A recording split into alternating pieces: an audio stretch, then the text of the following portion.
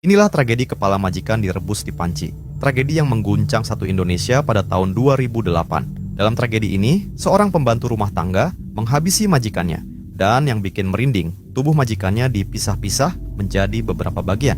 Kemudian kepalanya direbus di panci.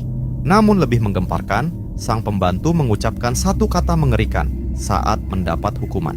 Pada tanggal 30 Agustus 2008, seorang ibu rumah tangga bernama Magdalena memarahi pembantunya yang bernama Firman.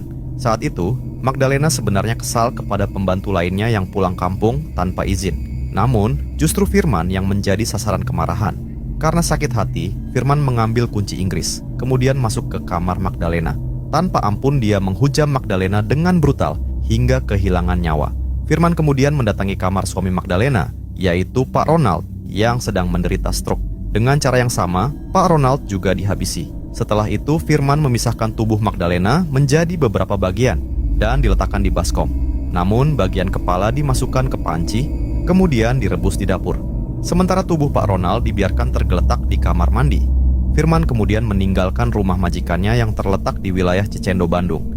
Dia pulang ke kampung halamannya di Kecamatan Batu Jajar. Kasus ini terungkap saat anak perempuan Magdalena dan Ronald pulang dari bekerja. Karena curiga rumah terkunci, dia memanggil satpam. Dan ketika pintu didobrak, mereka syok menemukan Ronald yang sudah tak bernyawa dan Magdalena yang tubuhnya tak utuh lagi. Warga sekitar dibuat gempar.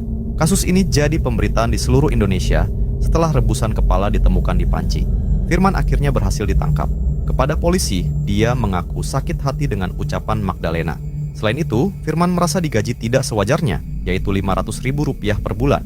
Padahal pekerjaannya sangat berat. Firman bertugas merawat Pak Ronald yang stroke dan harus standby 24 jam. Selain itu, dia juga harus menjaga warung milik Magdalena. Di hari kejadian, Magdalena mengungkit kesalahan Firman yang pernah mengambil permen di warung. Padahal, Firman telah mengganti permen tersebut.